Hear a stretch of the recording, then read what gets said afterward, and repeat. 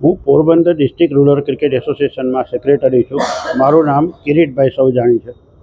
ખાસ કરીને Saurashtra cricket એસોસિએશનની BCCI શું વાંધો છે? વ્યક્તિગત કોઈ વાંધો નથી.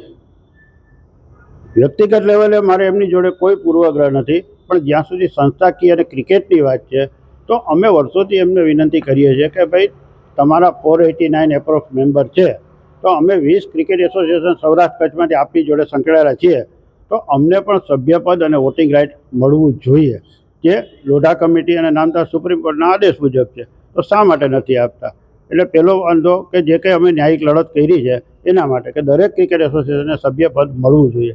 તમારા 489 મેમ્બર છે, એમાં તમે જોવો તો મોર દેન 126 એમના પરિવારના જ છે.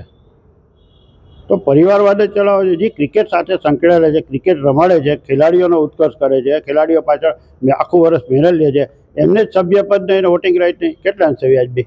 ખાસ કરીને પોરબંદરને તમારી યારે જ શું કામ વાંધો છે?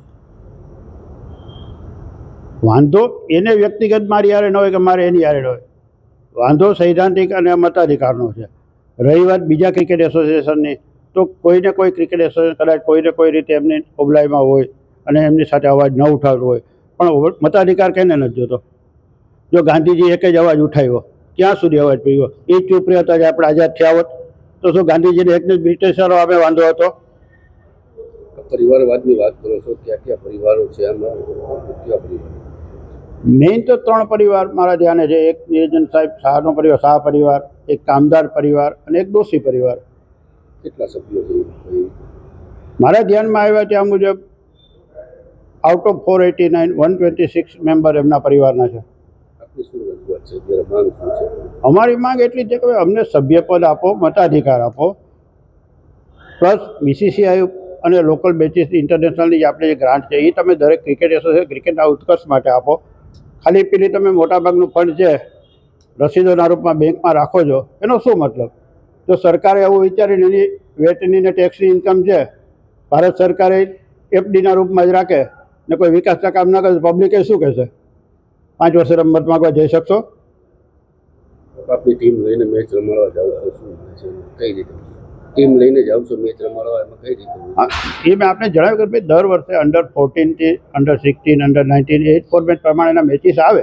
માનો કે અમારા પોરબંદરના મેચ છે, સપોઝ ભાવનગર આપ્યા, રાજકોટ આપ્યા, ગાંધીધામ આપ્યા, તો અમારે ટીમ લઈને ત્યાં રમવા જવાનું હોય. અમે ટીમ લઈને રમવા જઈએ 1 દિવસથી લઈને 5 દિવસ સુધી, તો અમને જે ટ્રાવેલિંગ કોસ્ટ થાય એટલો કમસે કમ પૂરો નથી આપતા. આખા વર્ષની અંદર 1-1.5 લાખ રૂપિયા જેવી સબસિડી આપે. અમારી સંસ્થાને એના કરતાં થોડો વધારે ખર્ચ થઈ ગયેલો હોય.